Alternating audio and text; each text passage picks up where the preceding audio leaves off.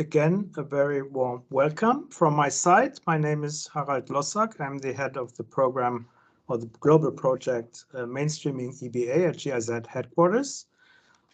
Welcome to this breakout session on synergies between biodiversity and climate policy framework. Maybe first some remarks on housekeeping. Please note that this session will be recorded, and we kindly ask you to mute yourselves when not speaking. And please submit any questions or comments through the chat function or raise your hand. Okay, we will look in this session at the linkages between biodiversity and climate change from the perspectives of policy, science, and implementation. The session will present and discuss current work on better harnessing synergies, for example, between updated NDCs and the need to update national biodiversity strategies and action plans once the new Global Biodiversity Framework is adopted.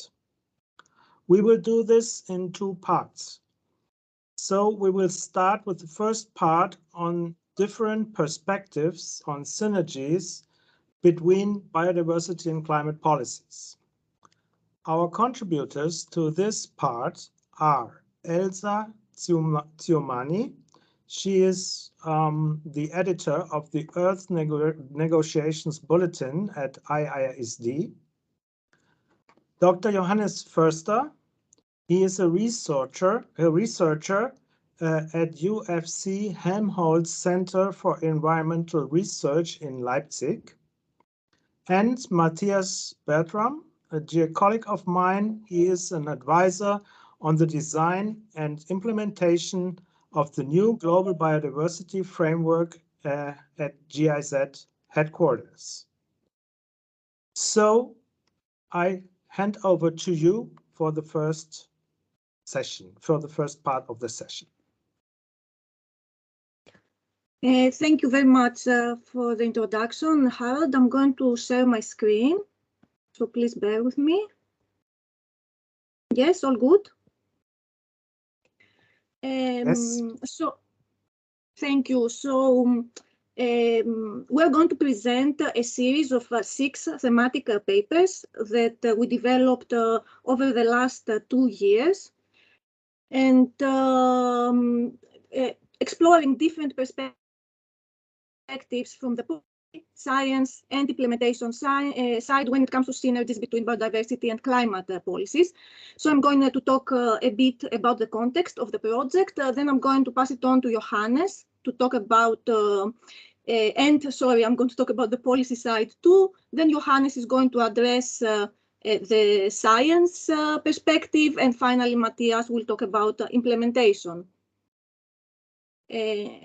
So just a bit about the context. I mean, most of you know already that global climate and biodiversity crises are interlinked. Climate change has impacts on ecosystems and is among the main drivers of biodiversity loss.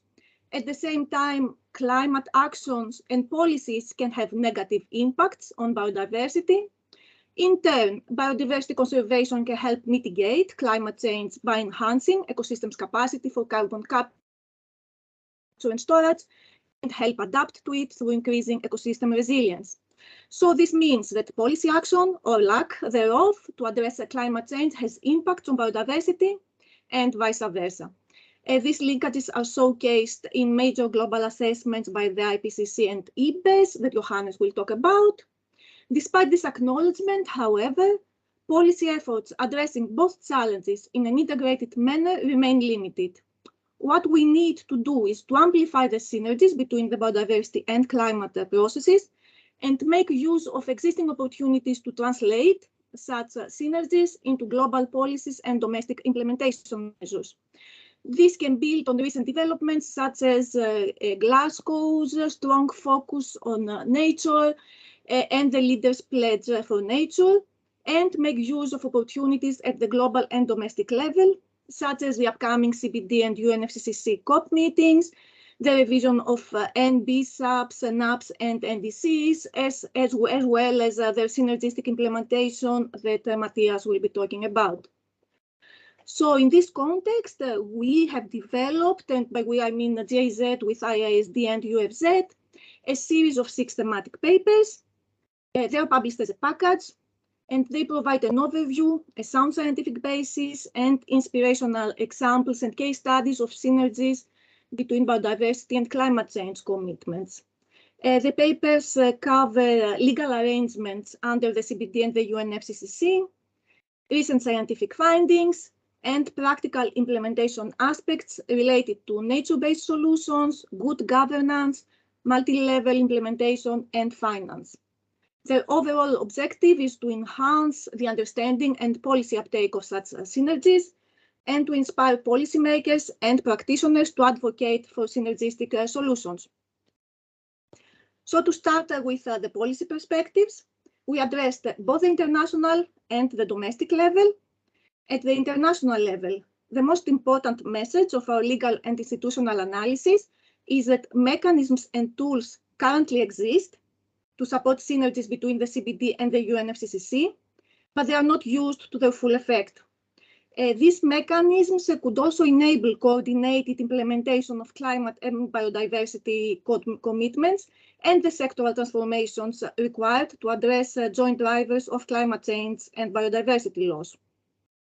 Opportunities include decision-making processes, for instance, the post-2020 CBD negotiations, and work under the Nairobi Work Programme and the local Indigenous Peoples Platform under the UNFCCC, cooperation between the secretariats in the Joint Liaison Group of the Rio Conventions, other political initiatives such as the Leaders' Pledge of Nature, for instance, as well as broader processes, for instance, under SDG implementation. Challenges to synergistic implementation remain, however, and they are of legal, institutional, political, financial, or cognitive nature. When it comes to the domestic level, these synergies need to be addressed strategically, in particular in the development and implementation of NDCs, NAPs, and NBSAPs.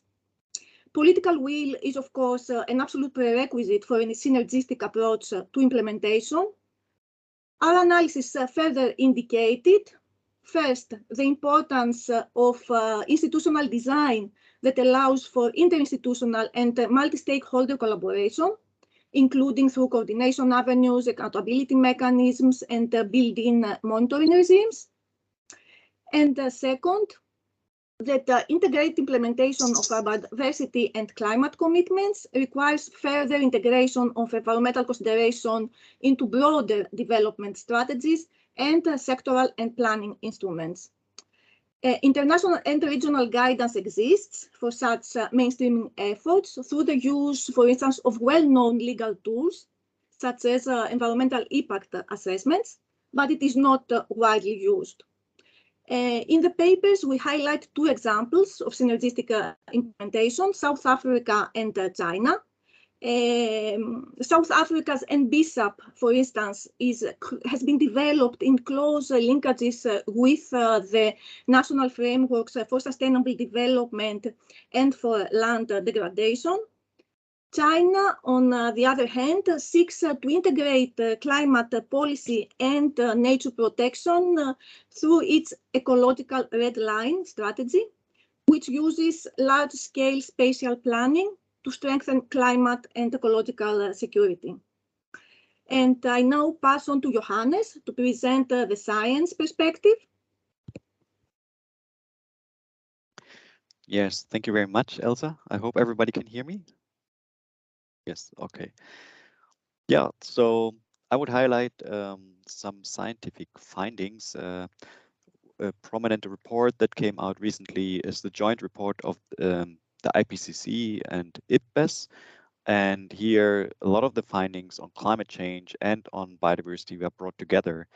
And it's really clear that with ongoing climate change, but also with ongoing loss of biodiversity, we are undermining the health of the ecosystems and the ecosystem services they are providing to society, and which are vital for sustainable development and therefore also for achieving the sustainable development goals.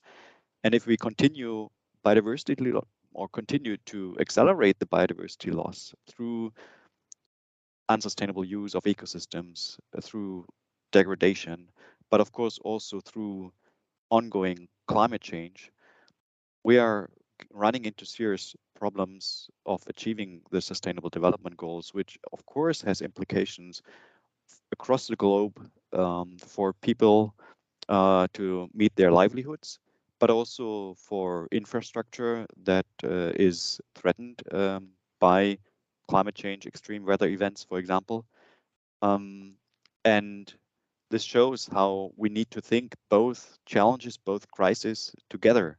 And of course, ecosystem-based adaptation can play a vital role here to bring this thinking together and to look at it from a systemic perspective, from a systems perspective. And this is needed in order to address these challenges.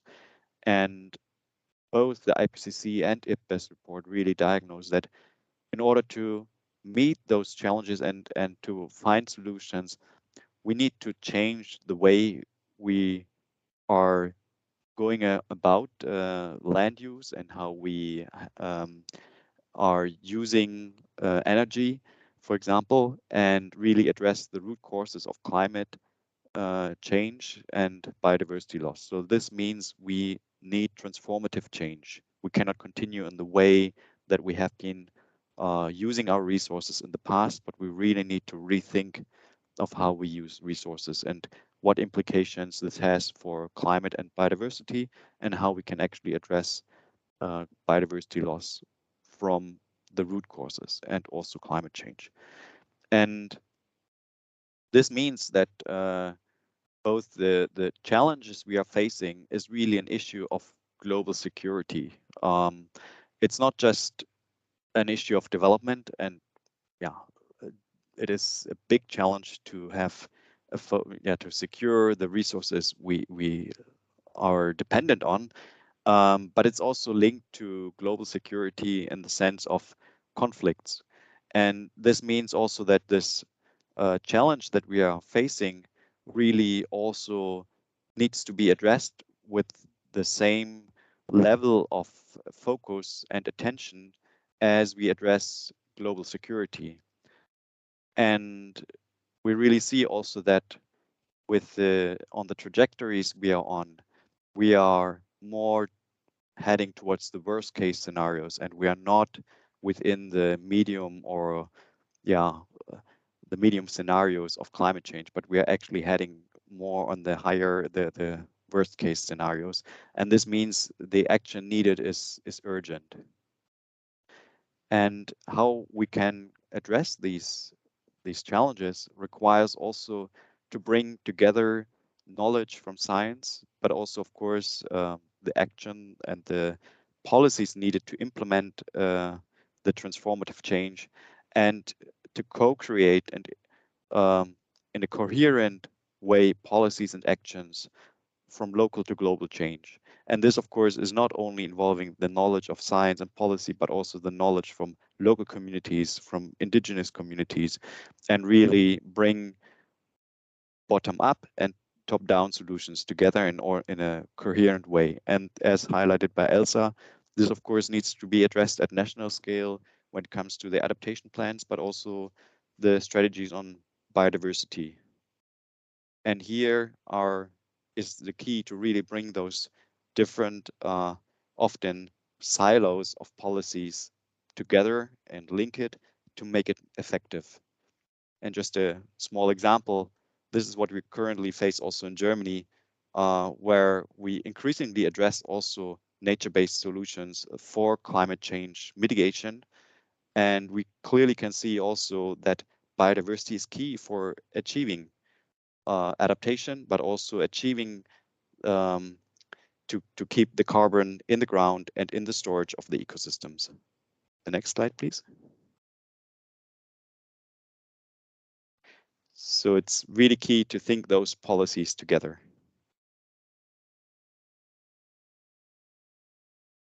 And this is also highlighted by the IPBES or joint report of IPCC and IPBES. nature-based solutions can be part of this transformative change, and it's critical to have this ecosystems perspective. So the systems perspective is critical. However, we have to be aware also that climate change is, of course, impacting these ecosystems, which is also undermining the options we have in order to use ecosystems for adaptation, but also for mitigation. So with increasing climate change, we are the ecosystems are increasingly prone to extreme events such as droughts, and this, of course, is, for example, undermining the carbon storage potential of forests or peatlands. And some of the global estimates made in science, they are based on global models and assumptions, and we cannot completely rely that these kind of model assumptions will remain also valid in the future if the conditions under which these models have been developed actually change under climate change. Though this means with ongoing climate change, we might lose some of these potentials of ecosystems to store carbon and also to help us with adaptation. And therefore, it is so critical to get to immediate action and to really stay below 2 degrees Celsius and, if possible, to achieve 1.5 degrees Celsius, to limit climate change to 1.5 degrees Celsius. Otherwise, we increasingly lose the potential of ecosystems to actually help us to adapt and also help us to mitigate climate change. And these science policy perspective on linking science and policy and also linking the different knowledge systems, including local knowledge, is really critical in order to get to transformative pathways of co-designing, testing, and implementing options and solutions that can help to address these challenges. And science does not have the solutions. We can contribute to it. It's really the co-design process that is needed to come to these solutions. In particular, for example, if we think of green, gray infrastructure, of green infrastructure, how this can be implemented in practice, it is really critical to find ways to bring these different knowledge systems together. And what this figure is showing, that we need to phase out, that's the red arrow, we need to phase out, for example, subsidies that are undermining ecosystems and their health, such as some of the perverse incentives from agricultural subsidies that promote intensive use of peatlands, for example. And we need to phase in and stabilize and institutionalize these more integrated approaches of ecosystem management, such as ecosystem-based adaptation. So it's also very much a question of institutionalizing these transformative pathways and institutionalizing this system thinking about ecosystems. Thank you very much. I'm passing on to Matthias. Yes, thank you very much. And now coming from policies and science to implementation, well, our papers, they also summarize several practical implementation aspects for using synergies between biodiversity, climate change policies, and they are related to nature-based solutions, good governance, multi-level implementation, and finance. And as Elsa mentioned already, coordinated implementation of climate and biodiversity commitments is required to address climate change and biodiversity loss. And Johannes referred, from the science perspective, to the need of transformative change and co-design, bringing together the actors with different knowledge on climate and biodiversity. So let me summarize a few key messages from our papers on implementation. First, on actions. Nature-based solutions, they are a crucial instrument for synergistic implementation. I think we all know this, building on existing concepts such as EbA. But they have to be implemented right. So in a wide range of ecosystems with and for people, and they have to be based on a clear, internationally accepted definition. And thanks to UNEA 5, it was already mentioned today, we have it. So they have to be implemented with robust safeguards, criteria, standards, to ensure quality, credibility, but also multiple benefits for people.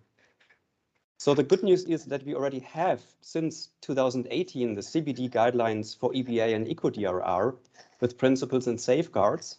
And since 2017, we have the FIBA qualification criteria and quality standards, and most recently, the IUCN Global Standard for Nature-Based Solutions. They are all based on practitioner experience, and they are being compatible with the ecosystem approach and its 12 principles, which has been used under the CBD for more than 20 years.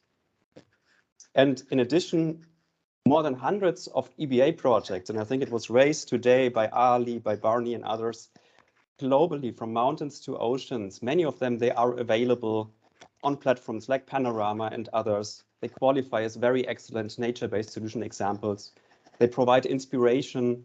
They showcase multiple environmental, social, and economic benefits for joint biodiversity and climate actions. And our papers, they include various examples, especially from IPLC co-management of protected areas in the Peruvian Amazon, but also to coastal wetland restoration in the United Kingdom. So these examples, they really have to be brought to scale. This is what we heard a lot today during the interventions and panel discussions.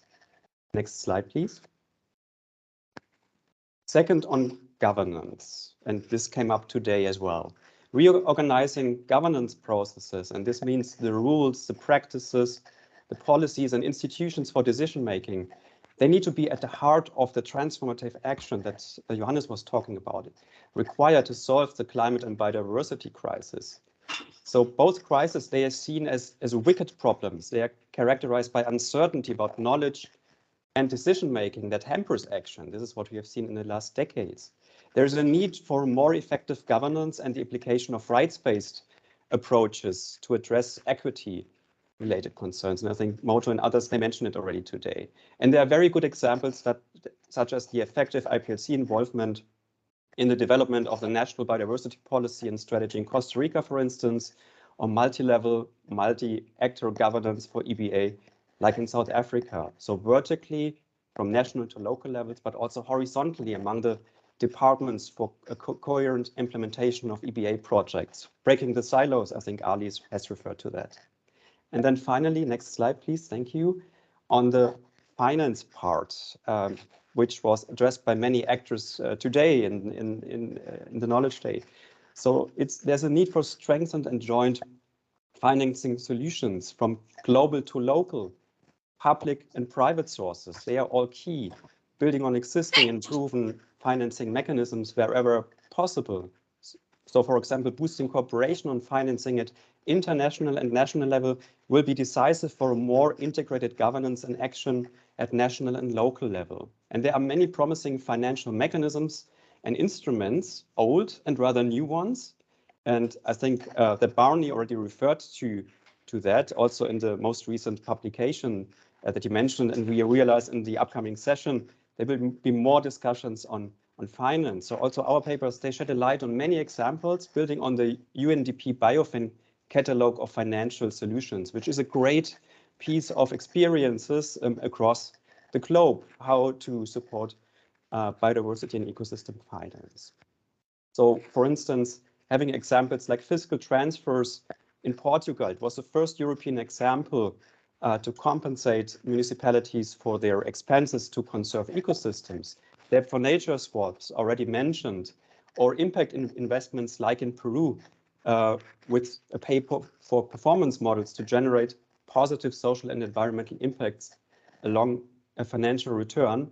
So allowing to set up biodiversity and climate friendly business models, for instance, in the food sector. I think these are all very promising developments. So in a conclusion, next slide, please. We thank you a lot for your attention, and we hope that the thematic papers that we have set up, that the different perspectives from policy, science, and also from implementation, that it will really inspire the negotiations, the upcoming negotiations under the UNFCCC, CBD. We are celebrating Stockholm +15 World Environmental Days coming up. Leaders Pledge for Nature is a very good initiative as well. So we hope that this provides also inspiration for this community of EBA practitioners as well.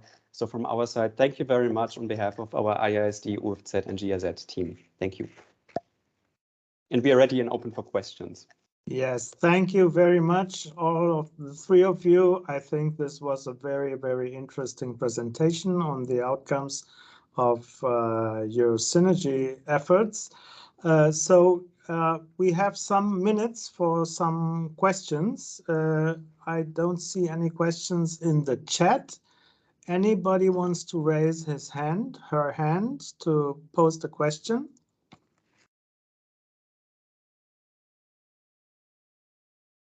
Not yet. Then I would have a question. Some questions. One question would refer to the question of global security. I think Johannes mentioned this in the science perspective. We are facing multiple crises today, and it seems that the environmental crisis, climate crisis, and biodiversity loss crisis are not so much on the agenda of policymakers at this moment. We have the aggression and the war in the Ukraine. We have food crisis, we have energy crisis, and so on.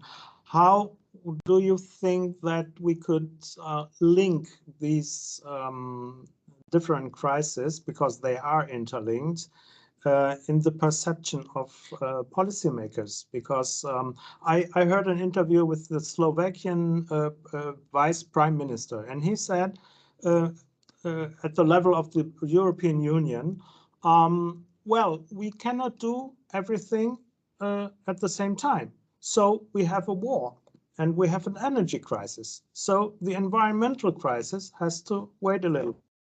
How can we address this kind of perception in policymakers?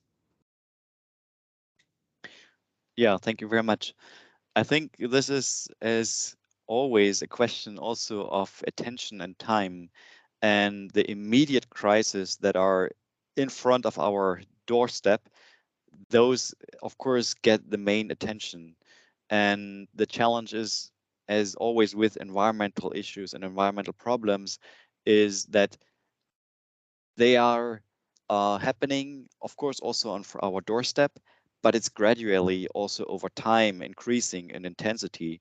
And the challenge here is, we think of years and decades, and sometimes there's an extreme event, and then it's very prominent, and then it's very immediate, and everybody's calling for action.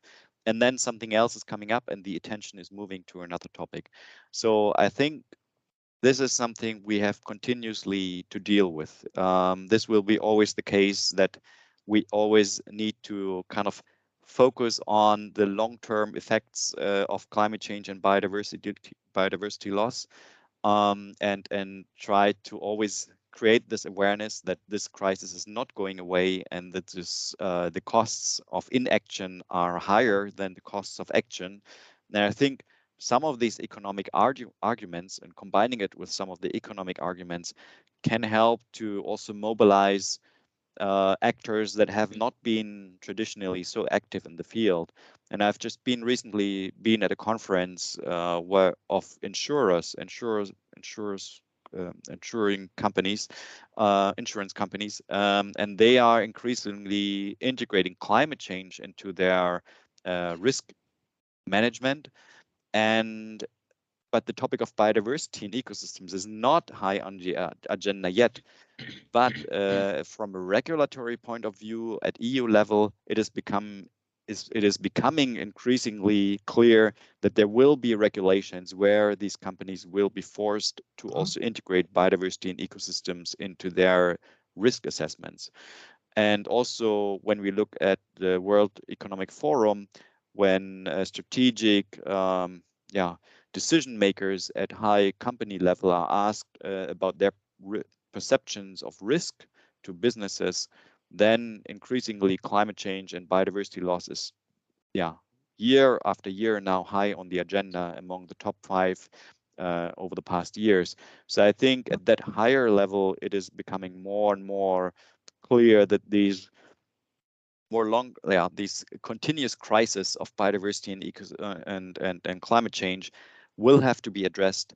But of course, we always will have to address also the immediate crises, such as food shortage and war. And this, finding the right balance there is really a challenge. Yeah. And see the interlinkages, no? Because they are now separate. Well, we have time for one more question, and I see Mauricio Luna Rodriguez from Costa Rica. Please. Thank you very much, Harald, and thank you very much, everyone, for these very insightful and very timely papers. I have a more, if you wish, a practical question. As many of you know, we have been analyzing in the Latin American region the MBS commitments in the NDCs, and we have identified some clear champions: Panama, Paraguay, Dominican Republic, Colombia, just to mention a few. And when we come to them and show them how important nature and biodiversity is in their commitments, that really has traction. But I would like to hear from this team of experts for the negotiations in the CBD. How can we make these interlinkages with people who might not be as familiar with the climate commitments, although many times they work for the same ministry? And how can we use the window of opportunity of the negotiations of the new goals for the biodiversity to make sure that these existing goals are incorporated at country level, regional level, and the global level? Thank you. And I don't have a specific question, a specific person, but you're welcome to jump in. I don't know who will be the best person to answer. Some thoughts on this, because we have to go on. Who wants to? Matthias, I can start with, maybe Matthias can continue. Thank you very much for the question. I mean, it's a very crucial question, of course, and it is a very sensitive topic also in the CBD negotiations. I mean, first, let me say that there are many MBSAPs do integrate climate change considerations, and we tried to reflect this as much as possible in our studies. Second, of course, it's complicated from a technical point of view, both from like a research capacity and financial capacity and like coordination potential even to do this at the national level when both areas are so complex. Then when it comes to the international negotiations, I mean, there is awareness in the CBD, and the CBD does lots of work already on climate, on the linkages between climate change and biodiversity. However, there are some parties that are, let's say, they are not very willing to put the climate change consideration center stage in the deliberations, because there is this fear that the CBD is going to lose its attention and lose priority even more compared to climate change. And I don't know if you want to complete this, Matthias. Yes, thank you, Elsa, and also thank you, Mauricio, for this question, and more, let's say, from the implementation side up to policies. You mentioned they are champions. They are very good examples how nature-based solutions for adaptation or ecosystem-based adaptation is done in the field. We have this experience, and most people do not realize the good work that they are doing, that this is in the negotiations termed as nature-based solutions or ecosystem-based approaches. So I think it's important to make clear also at negotiation level, what good practices do we have? How different concepts, how do they relate in practice? Because concepts like nature-based solutions, they are based on the ecosystem-based approach, which existed under the CBD for 20 years. They are highly compatible with ecosystem-based approaches. So this is a lot of discussion currently in the negotiations. But when you look at the practical side of things, what countries, local institutions, communities, what they are doing, it all qualifies for that. So let's make use of those very good examples. And this is why I believe a forum like this, EbA Knowledge Day, or the Friends of EbA, the community of practitioners, is really crucial to bring that message also closer to the negotiations, including UNFCCC and CBD. Okay, thank you very much for this short round of questions and answers. And I would like to come to the second part. my colleague Ulrich Kindermann will present some thoughts on what we can learn from the NDC process for the upcoming GBF and NBSUB update process. Please, Uli, floor is yours. Thank you, Harald. Can you see my presentation? Yes. Okay, thank you. So I would like to pick up exactly on Mauritius' question. So how can EBA build bridges between NDC and the CBDs, the new Global Biodiversity Framework? My name is Ulrich Kindermann. I'm an advisor on EBA here at the Global Project on mainstreaming EBA at GZ. And we also have a paper, an analysis on synergies in the making. So,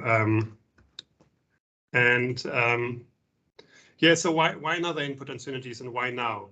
As we've heard, so now we have a lot of updated NDCs, and from an adaptation perspective, what is the interesting part is almost like the majority of them includes a very comprehensive adaptation component. So in 2015, NDCs included a little bit of adaptation, but now also a World Resource Institute study has shown the adaptation component is more comprehensive. So it's not just more NDC with an adaptation component, but it's more detailed and more specific content on adaptation. So there's also more room for analysis of synergies. And then we have the Global Biodiversity Framework coming up. And once we have that for the next 10 years, countries will have to update their national biodiversity strategies and action plans, or NBSUB. So our approach is, so when we look at NDC and look for lessons learned, we're not looking for lessons learned for the next update of NDC in maybe 4 years. Our project won't be there by then. But we're looking at the next update process, which will be the update of NBSUB. And we believe that especially between ecosystem-based adaptation and biodiversity, there are a lot of bridges for this next upcoming update process in biodiversity.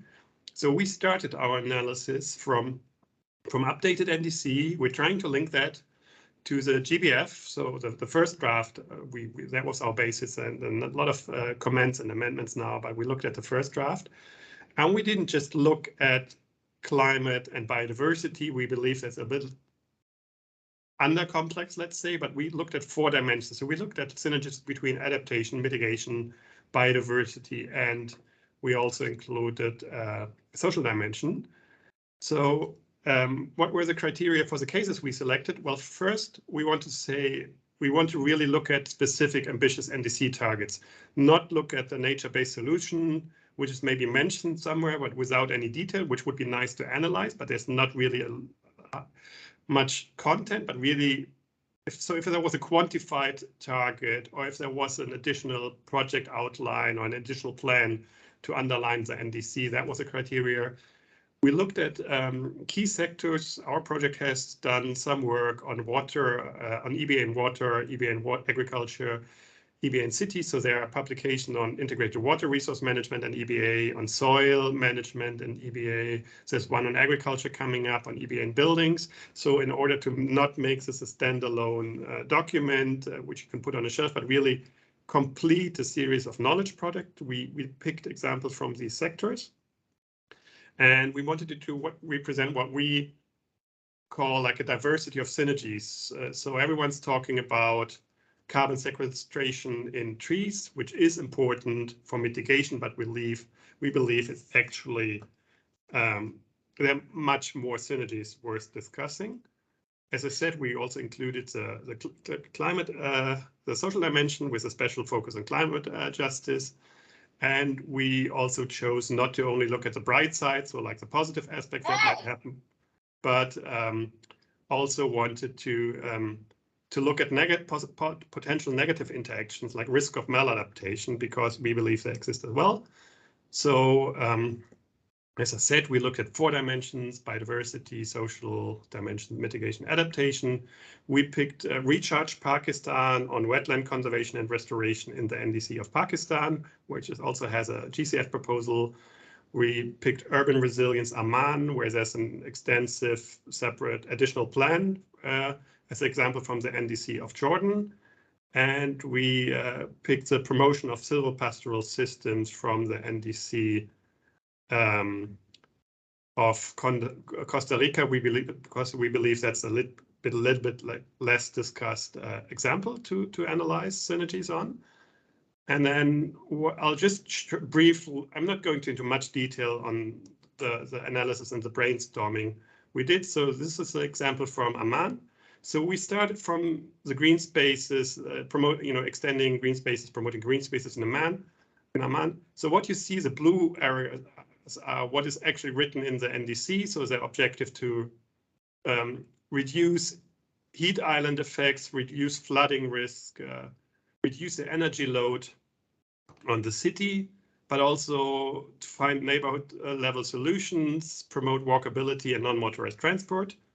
And then in the green and red are the positive and negative potential synergies we came up with in the first analysis. So just to highlight some examples, for example, not to go beyond carbon sequestration in trees, we believe, for example, in mitigation, if you manage to use green spaces, promote green spaces to reduce the energy load on cities, this might also, someone has a microphone open. Can someone please switch that off? Thank you. You can actually reduce the need for air conditioning and cooling, so that has a mitigation impact because you use less energy. If you manage to increase improve conditions for walkability, non-motorized transport, you might implicitly contribute to reduced fuel and use and transport needs. From a social dimension, these might lead to income savings for the population. And in general, it will also lead to a increased quality of life and human well-being. And that's actually a direct link with the GBF, for example. So the most obvious one is of the 21 targets outlined in the GBF is number 8 on mitigation and adaptation, the climate target. But for example, you have a target on green and blue spaces and human well-being. So this content of the NDC is directly contributing to GBF target 12. And this, you also have a target on increased air quality, water quality, prevention of hazards, and protection from extreme events. So it also obviously contributes directly to that. So you have a NDC content, which directly would contribute to not just one, but at least 3 GBF targets. And then we looked at that. But we also said, okay, if you have, for example, an increased quality of life and human well-being, this might actually increase the rents in that areas, and you might have a risk of eco-gentrification and the poorer households being forced to move to the periphery, where, I mean, this is a bit then taking the analysis one step further. Poor people might even more disaster-prone areas, because it's a very disaster-prone areas which are currently in most cities left unsettled. You might also increase urban sprawl, because if you have eco-gentrification in the center, then you might end up with more building activity in the outskirts, and then more surfaces sealed, and negative aspects for biodiversity. So you might have a lot of negative impacts as well. So I'm not going too much deeper in the analysis because time is limited. Just some key assumptions we took from this. From our work is first is that synergies are more than co-benefits. So we consider them as functional interactions, and that would require a system perspective to really fully analyze them and not just say, okay, let's say, I don't know, we plant trees and then it's good for climate and biodiversity, period. So that's not a real analysis of synergies. So we believe that it's really important always to consider that synergies between adaptation and biodiversity might differ. And Mauricio from Euroclimate had mentioned their analysis on NDC. And I found it interesting that in this example from Latin America, more NDC, including nature-based solution, have actually nature-based solutions which benefit adaptation than they benefit mitigation. So there's huge potential for nature-based solutions benefiting adaptation in these NDCs. And as we said, we believe we also need to consider the social dimension to include that to ensure equity, justice, and long-term sustainability, and also effectiveness. I think it was mentioned by Mrs. Elke Steinmetz that we have this window of opportunities, as that was our thought as well, that you need to check your updated NDC for nature-based solutions, you need to check them for synergies with the upcoming Global Biodiversity Framework now. So once you start updating your NB sub, you already have a really good basis of measures which are already nationally decided, accepted in the NDC. So you can build on that in the NB sub and already have cases how you contribute to GBF targets as well. And we believe that highlighting these synergies between NDC and NB sub is not just an additional work. You want to create an extra burden, people forcing climate and biodiversity practitioners and policymakers to spend a lot of time on alignment and workshop and stuff.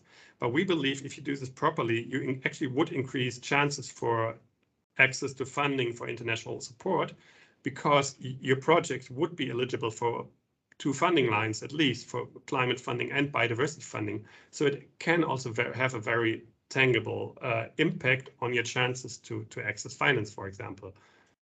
These are just some of our findings so far. I'll leave it at that for now and look forward for your questions if we still have time for that. Thank you. Thank you very much, Uli. This was very interesting, and I think what is important here is that we try to focus maybe some aspects that are new in the discussion. And I would open for 1 or 2 questions because we are really a little bit short of time. If there are any questions. Well, I don't see questions in the chat. I would have one question.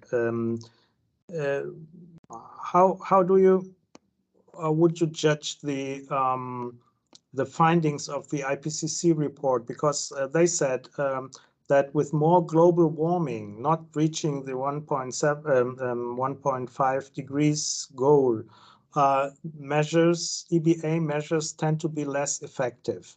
So how can we introduce this into the discussion? Because because I have to leave. I really have to be in the next session in 2 minutes. I'm the moderator of the next session. Please, if you allow me, I understood that in here. Yeah, just a very brief answer. So if any one of you hasn't read the IPCC report working group 2, please do that. So yes, it says that the effectiveness of EbA might be reduced with the increasing exposure of climate change. And we always argue that if you take a long-term perspective, the benefits of EbA can increase because, for example, if you restore an ecosystem, it will need more than 8 years until 2030 to reach its full potential. But you need to consider that it is also under threat of climate change. So it is important to plan this risk of decreasing effectiveness of EbA measures in your EbA approaches. Okay, thank you very much, and I was looking forward to the long-term strategy session. And if you want to learn more about that, please join us. It's the last session of today. We'll start in a minute on this question exactly, long-term strategies. Thank you. Okay, so I thank you very much for these interesting presentations, and you have to check out and do the registration for the next sessions. Thank you very much. Bye-bye.